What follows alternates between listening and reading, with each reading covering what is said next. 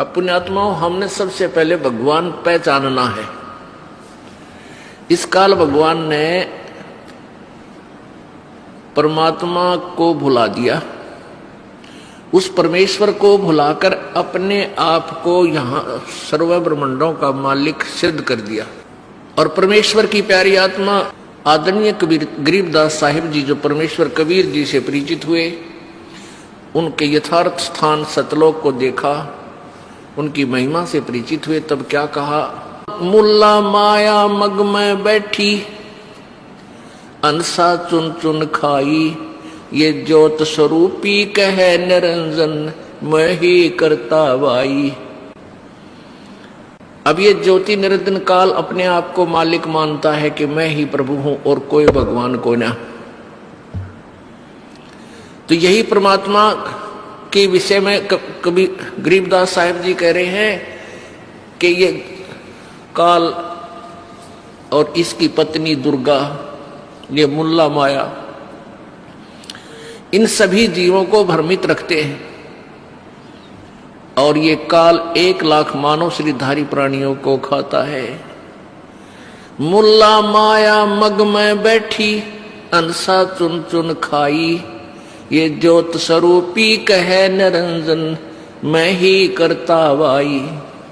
एक न करता, दो ना करता, 9 ठहराए वाई, ये 10वां भी धुंधर में मिल जा, सत कबीर दुहाई।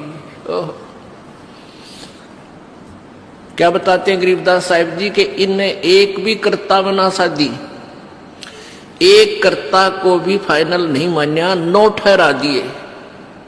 9 अवतार, 9 भगवान, और 10वां अवतार और आवेगा, 10वां अवतार और आवेगा निकलंक नाम तय, कलयुग के एंड में, कलयुग के अंत में।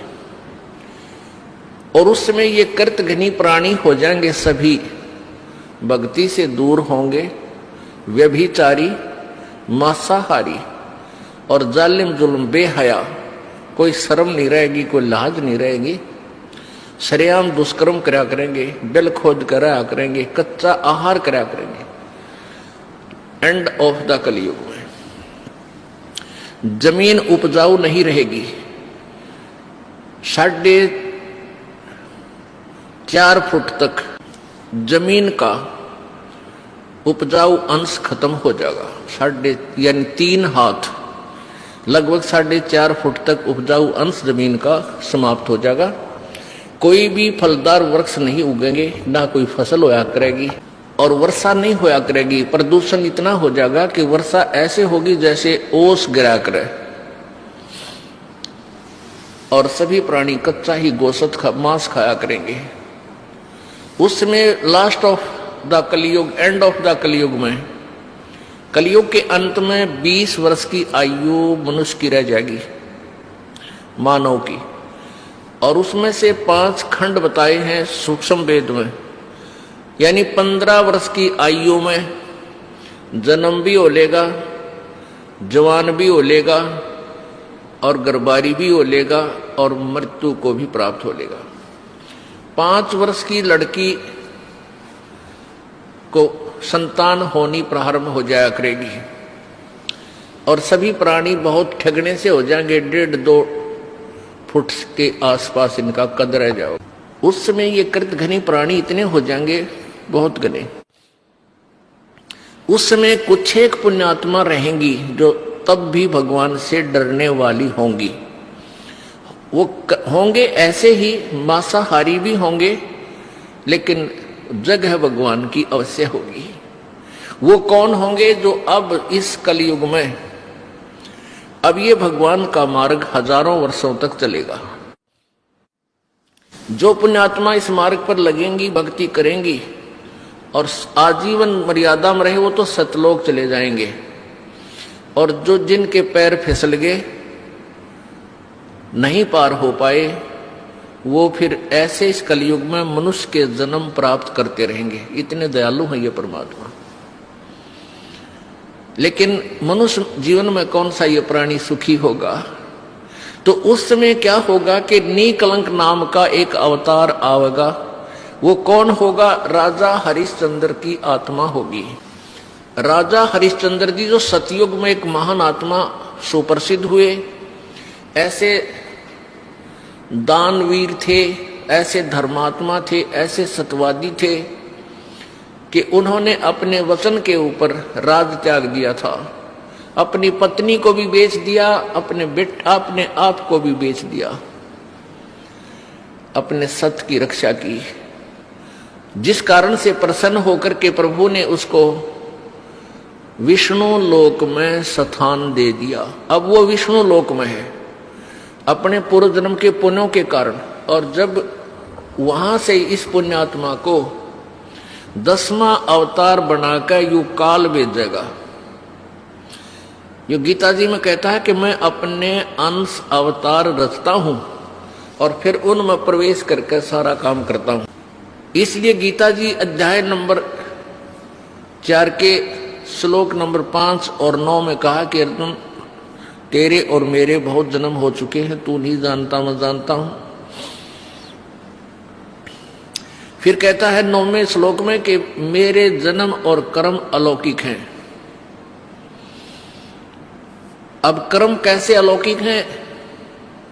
श्री कृष्ण में प्रवेश करके महाभारत करवा दी, युद्ध करवाया। ओहो, परशुराम का जन्म दिया, परशुराम में प्रवेश करके अक्षत्रियों को मार डाला और पाप परशुराम का रख दिए सारे। ऐसे ही राजा हरिश्चंद्र जी को नीकलंक नाम से संभल नगरी में विष्णु दत्त शर्मा के घर पे इसका जन्म होगा 10वें अवतार का। 10वां अवतार जो होगा संभल नगरी में, और विष्णु दत्त शर्मा नाम का एक ब्राह्मण होगा, उसके घर पे जन्म होगा। और वो विशेष अलग से ही वैरायटी का बालक होगा। उसका उन अन्य से तगड़ा शरीर होगा, क्योंकि वो स्पेशल भेज रखा होता है तो। और उसकी लंबी तलवार होगी। इन कृतघ्नी प्राणियों को ऐसे काटेगा न जैसे या करेन गेहूं काटा करे, ऐसे काटेगा न बुरी तरह इनको खत्म करेगा। फिर क्या होगा? उन प्राणियों को बख्शा जाएगा जो उस समय भी भगवान से डरने वाले होंगे। इतना प्रदूषण उस समय क्या होगा? फिर परमात्मा अपनी मेहर से, पुण्यात्मा, एक तो परमात्मा ने विधान बना के छोड़ दिया, तो विधान जो भगवान ने बनाया है उसके ऊपर ये साइंटिस्ट अपना अनुभव करके थोड़ी रिसर्च कर लेते हैं और फिर वो भगवान को रिजेक्ट करना प्रारंभ कर देते हैं। ये इनकी महाभूल है। अब पीछे कई वर्षों से रट्टा लगा रखा था कि प्रदूषण इतना बढ़ गया, ग्लेशियन खत्म होगी, बर्फ नहीं पड़ेगी। अरीब का इतनी बर्फ गिर दी बिना गिनती की। वो न्यो का न्यो प्रदूषण है, न्यो का न्यो सारा सौदा है, डूंडा उठा दिया। तो भगवान की अपनी विटो पावर न्यारी है। तो क्या होगा? कलयुग के एंड में इन सभी को नाश करेगा, ऐसी दुष्ट आत्माओं को काटा जाएगा, खत्म करेगा। उसके बाद जो पुण्य उस समय थोड़ी बहुत आस्था भगवान की जिनमें होगी वो शेष बचेंगे। फिर बहुत जबरदस्त वर्षा होगी और वो पहले वर्षा प्रारंभ होगी बहुत ज्यादा। वो व्यक्ति वहां से खिसक जाएंगे, मैदानी स्थान छोड़कर पहाड़ों पर चले जाएंगे। बहुत सैकड़ों फुट पानी पूरी पृथ्वी पर हो जाएगा। और फिर बहुत समय तक ये पानी धीरे धीरे ये जल सूखना शुरू होगा और जो जमीन का अनउपजाऊ अंश था वो जल के कारण ऊपर आ जाएगा और फिर धीरे धीरे वो सूखेगा। सारा पानी जल सूख के फिर उसमें जंगल हो जाएगा, पूरी पृथ्वी पर वन हो जाएगा, पेड़ पौधे बहुत ज्यादा उग जाएंगे और फिर पर्यावरण का परिवर्तन फिर होगा। वन जो है ऑक्सीजन छोड़ते हैं पेड़ और कार्बन डाइऑक्साइड वायु से लेकर के पुनः पूरे वायुमंडल को शुद्ध कर देंगे। फिर उन शेष बचे हुए प्राणियों के घर पर जो बालक होंगे वो उल्टे होंगे। उल्टे कैसे? माता पिता तो 2.5 फुट के और बेटा बेटी हो जाएंगे 4-4, 5-5 फुट के, फिर धीरे धीरे बढ़ता शुरू होगा।